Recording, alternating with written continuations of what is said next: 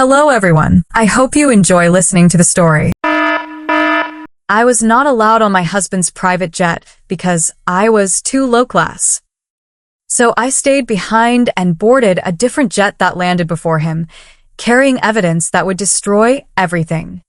That sentence still echoes in my head as I stand in the marble driveway of the house I helped build, watching Daniel adjust his cufflinks like I am invisible. His mother stands beside him, her lips curled in that familiar, polished contempt, while a group of investors laugh softly, sipping champagne as if this humiliation is part of the entertainment. "You would embarrass us," she says, not even lowering her voice, and Daniel does not correct her. He just glances at me, eyes cold, distant, like I am a stranger who wandered into the wrong life. I feel my fingers curl slightly, nails pressing into my palm, but I do not react. Not yet.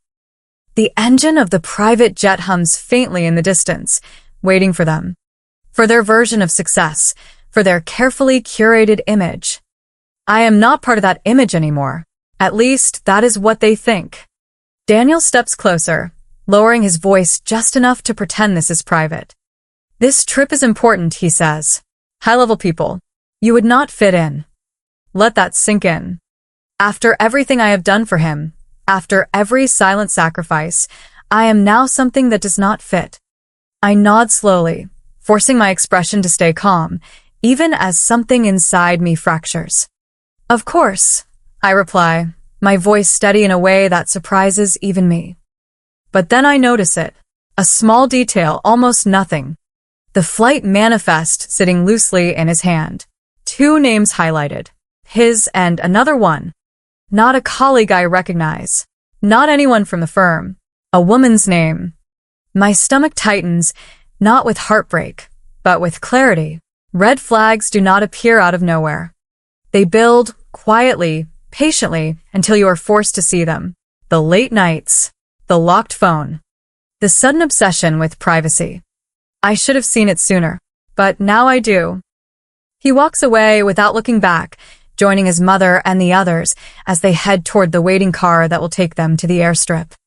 Laughter follows him, light and careless, as if nothing has just shifted. I stand there alone, the silence wrapping around me like a warning. Most people would cry. Most people would beg. I do neither. Instead, I reach into my bag and take out my phone, my hand steady, my mind already moving 3 steps ahead. I dial a number I have not used in years. When the call connects, I do not hesitate. "I need a jet," I say quietly, and I needed to leave within the hour. Because I am not staying behind. I am just taking a different route. And for the first time, I am not following him. I am hunting the truth he thought he buried, and I can already feel it rising to the surface. Sharp and unforgiving, like something that has been waiting far too long to be seen. The private jet I charter lands just before sunset, the runway glowing gold under a sky that looks too peaceful for what I am about to uncover.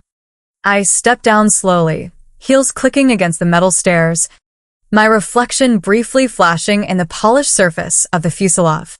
I look composed, calm, untouchable. No one here knows who I am, and that is exactly how I want it. The resort stretches out ahead like a fantasy.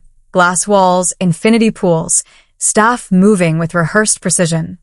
This is the world Daniel said I did not belong to. I walk straight into it, without hesitation. At the front desk, I give a different name. The receptionist smiles politely, completely unaware that I am here to dismantle a life, not enjoy a vacation. Within minutes, I have a room overlooking the ocean, directly across from the private villas reserved for elite guests. I do not need to ask who is staying there. I already know. I drop my bag, do not even sit down, and head back out, my pulse steady, my mind sharp. Every step feels calculated, like I have crossed a line I can never uncross. But there is no fear left. Only focus. I spot him near the infinity pool.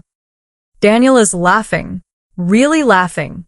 The kind of laugh I have not heard in months. It cuts deeper than any insult. And then I see her. Younger. effortless. Draped in a silk cover-up that probably costs more than most people make in a month.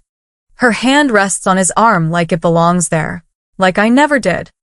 I stop behind a column, just out of sight, my breath slowing instead of speeding up. This is the moment most people would break. I do not. I watch. You worry too much, she says, her voice light, teasing. Your wife will never find out. Daniel smirks, shaking his head. She would not even understand what she is looking at. She is convenient. Nothing more. Convenient. The word lands like a blade, but I do not flinch. My hand tightens slightly around my phone as I lift it, angling the camera just enough. I capture everything. The touch, the tone, the truth. This is not suspicion anymore. This is confirmation. Clean. Undeniable. But as I stand there, recording the quiet destruction of my marriage, something unexpected happens. The pain does not grow. It fades, replaced by something colder. Something far more dangerous. I follow them at a distance as they move toward one of the private lounges. They do not notice me. Why would they? In their world, I do not exist. Inside, the lighting dims, conversations soften, and money flows through the air like oxygen. I take a seat at the bar, turning slightly so I can still see them reflected in the mirror behind the bottles. Their voices drop, but not enough. We finalize everything tomorrow, Daniel says, leaning closer to her. The investors are ready. Once the transfer clears, it is done. And the accounts, she asks. All offshore. Clean. No one can trace it back. My fingers freeze for half a second. Then I press record again. This is no longer just betrayal. This is something else entirely. Something bigger. My mind begins connecting pieces I did not even realize I had. The late-night calls. The documents he refused to share. The sudden interest in international accounts. I always thought he was hiding something. I just did not know it was this. I finish my drink without tasting it and leave before they do, my thoughts already racing ahead. Back in my room, I sit at the desk and open my laptop, the screen lighting up my face in the dim room. I log into a system I have not touched in years, one Daniel never knew existed. Old credentials. Old access. Still valid. Within minutes, I am inside. Files appear. Transactions. Shell companies. Numbers that do not add up unless you know exactly what you're looking for. And I do. Every transfer tells a story. Every hidden account leads somewhere darker. He did not just cheat on me. He used the life we built as a cover for something illegal. I copy everything. Every document. Every record. Every piece of evidence that could tie him to this. My hands move fast, precise, like I have been preparing for this moment without even realizing it. I back up the files twice, encrypt them, send one copy to a secure contact. If anything happens to me, this does not disappear. Neither does he. My phone buzzes suddenly, lighting up beside me. Daniel. I stare at his name for a moment before answering. Hey, I say, my voice soft, controlled. Everything okay? He asks, almost casually. You sounded off earlier. I glance at the screen filled with his secrets. I am fine, I reply. Just tired. He exhales, relieved. Good. I will be back in a few days. We will talk then. We will, I say quietly. When the call ends, I set the phone down and lean back in my chair, staring at the ceiling. He has no idea. Not about me being here. Not about what I have seen. Not about what I have in my hands right now. He thinks he is ahead. He thinks he is untouchable. He is wrong. I close the laptop slowly, a faint smile forming on my lips, not from happiness, but from certainty. I came here looking for the truth about a woman. I found something far more valuable, something that can destroy him completely. And that is when I realize I am not just going to leave him. I am going to end him. The next morning arrives with a deceptive calm, sunlight spilling across the ocean like nothing in the world is about to collapse. I stand in front of the mirror, adjusting the silk dress I chose carefully, something elegant, something undeniable. Not the version of me they dismissed. Not the woman they thought they could hide. Today, I do not blend in. Today, I take control. I step out of my room with a steady breath, my phone, my evidence, and a plan that is already locked into place. The investor meeting is scheduled for noon in the grand conference hall overlooking the water, where million-dollar deals are signed over polished smiles and quiet arrogance. I arrive early. From the outside, the room looks like power. Glass walls, long marble table, screens already glowing with presentations prepared to impress. Inside, staff move quickly, setting up, checking details, making sure everything runs perfectly. I walk past them without hesitation, carrying myself with a confidence that makes people assume I belong. No one stops me. No one questions me. That is the thing about power. If you look like you have it, people step aside. I take a seat at the far end of the room, just outside the main circle, watching as the investors begin to arrive. Expensive suits, controlled expressions, calculated interest. They greet each other like allies, but I can see it clearly now. This is a room full of people waiting to take advantage of the next opportunity. Daniel thinks he is leading them. He has no idea he is about to become the example. My phone rests in my hand as I send one final message. A single line to the contact who now holds everything I uncovered. Timing matters. Precision matters. Be ready. I type, then lock the screen. When Daniel walks in, he does not see me at first. He is too busy performing.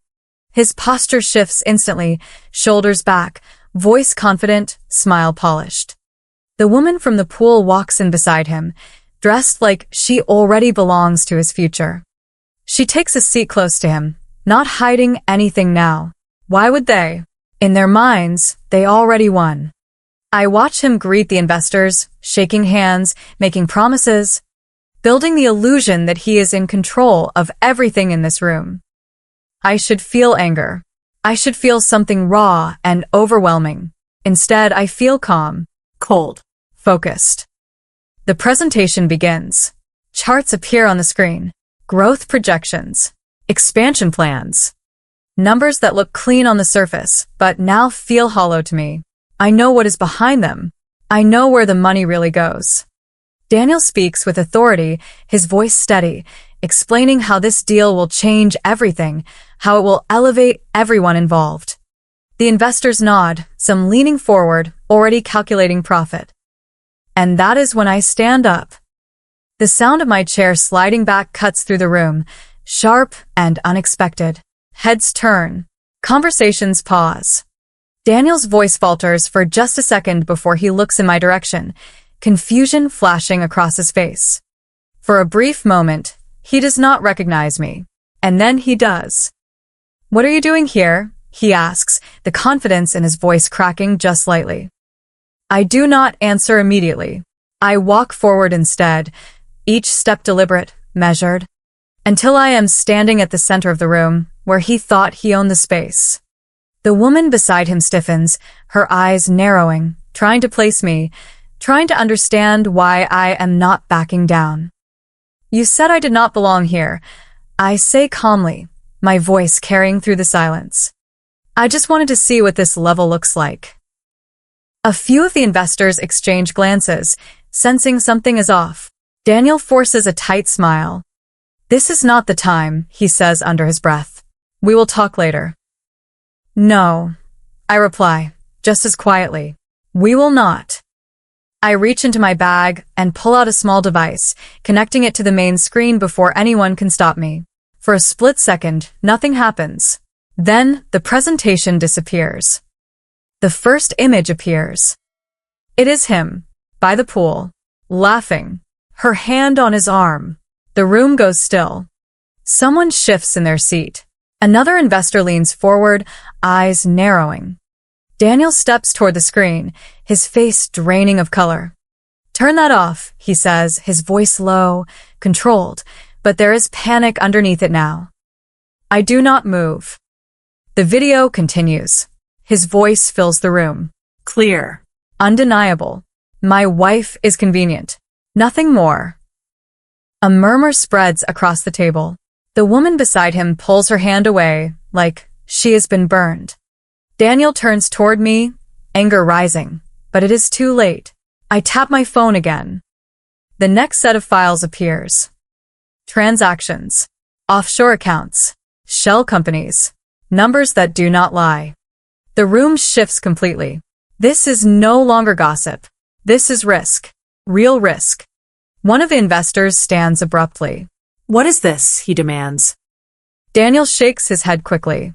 This is taken out of context, he says, his voice louder now, desperate to regain control. You do not understand the structure? I understand it perfectly. I cut in, my tone steady, almost calm. You moved funds through unregistered accounts. You hid them offshore. You plan to finalize the transfer today. Silence. Heavy. Crushing. And then the doors open. Two officials step inside, followed by security. The shift is immediate. Final. Daniel freezes, his entire body going rigid as reality catches up with him.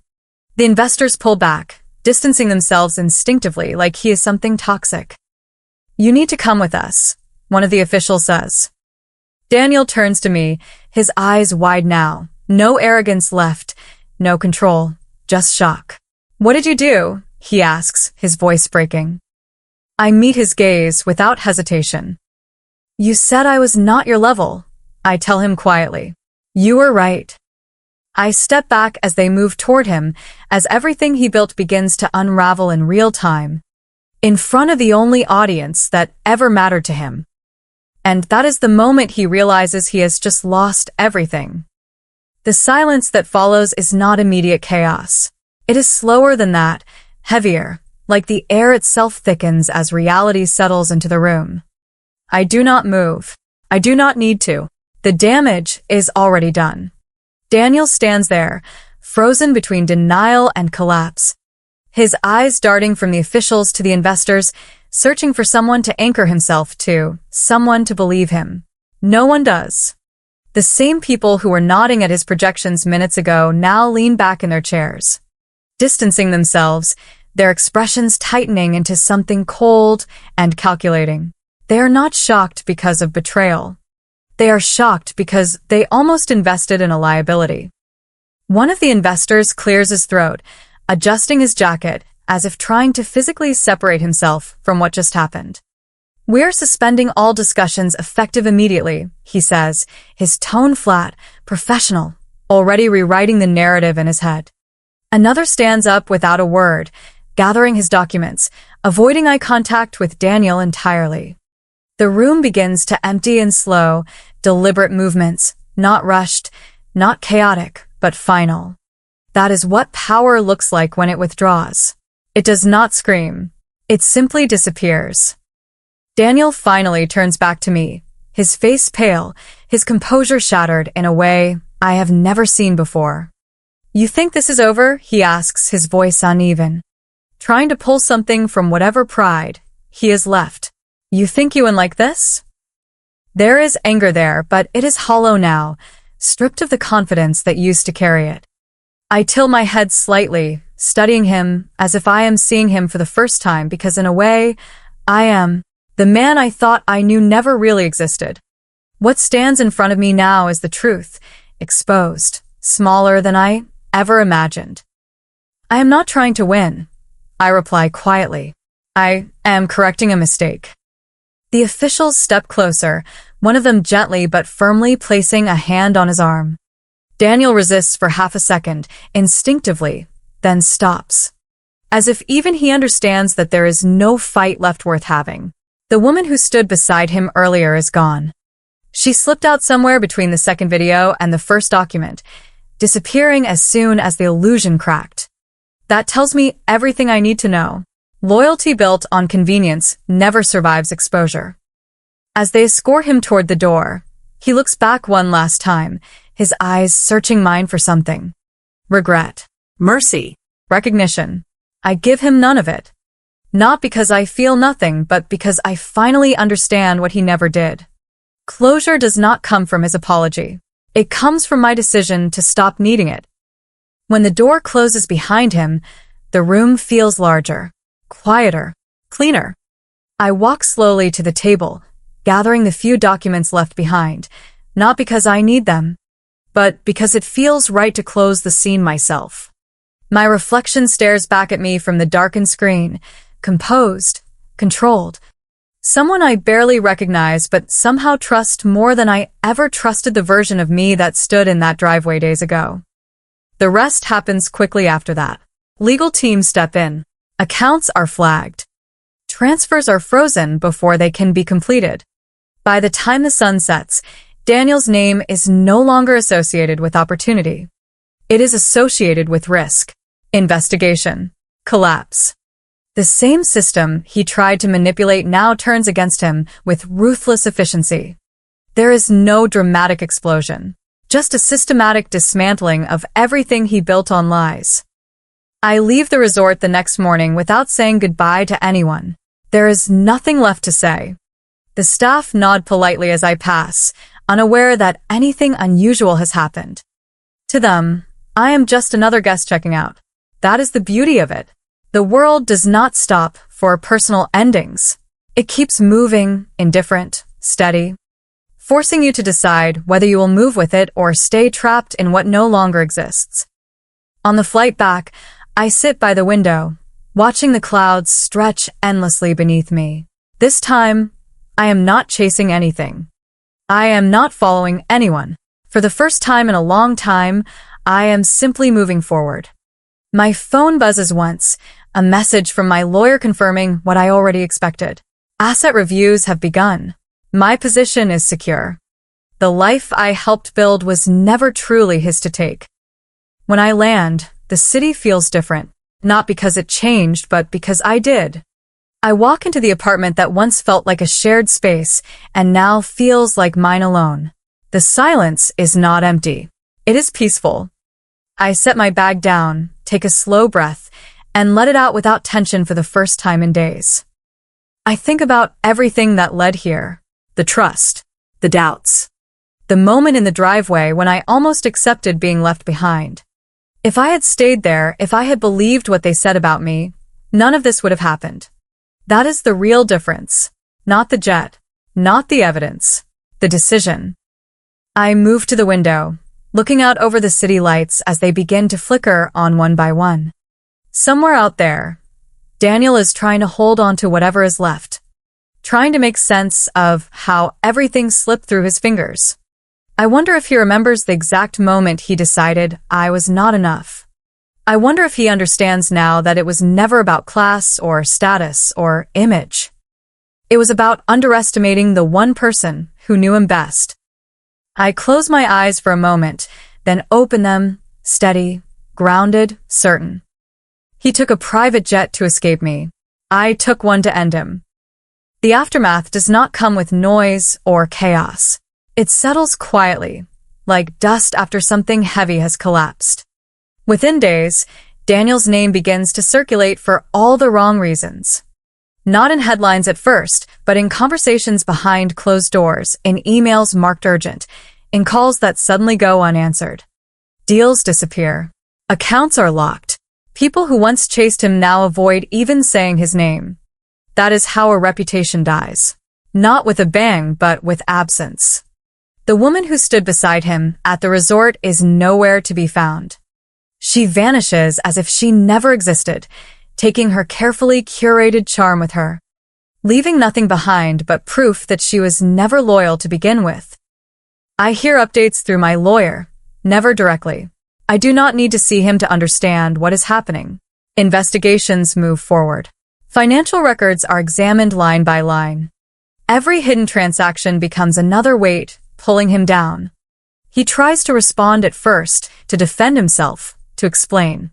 But explanations mean nothing when the evidence is clean, precise, unforgiving. The same precision he once used to hide everything now exposes him completely. There is a certain symmetry in that, a quiet kind of justice that does not need to announce itself. Back in the city, my life begins to reorganize itself in ways I did not expect. Spaces that once felt shared now feel defined. Controlled. Mine. I move through my days with a clarity that surprises me, handling legal matters, restructuring accounts, making decisions I used to hesitate over. There is no hesitation now, no second guessing. The uncertainty that once followed me has been replaced by something steadier, something grounded in the simple fact that I finally see things as they are. One evening, I receive a message from an unknown number. I do not need to open it to know who it is. I stare at the screen for a moment, then delete it without reading. Closure is not something he gets to give me. It is something I already took for myself the moment I stepped into that room and chose not to look away. That is the difference between who I was and who I am now. I do not wait for permission to move on. Sometimes I think back to that moment in the driveway, the way they looked at me, the way they decided what I was worth based on their version of the world. It almost feels distant now, like something that happened to someone else. But I remember one thing clearly. The choice. The second where I could have stayed exactly where they placed me, accepted their judgment, believed their version of me. Instead, I stepped forward.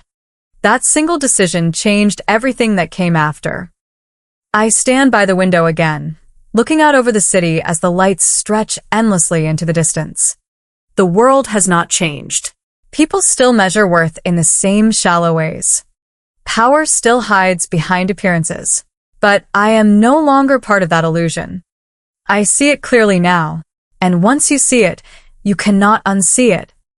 So, let me ask you something. If someone looked at you and decided you were not enough, not good enough to stand beside them, not worthy of the life you helped build, would you walk away quietly?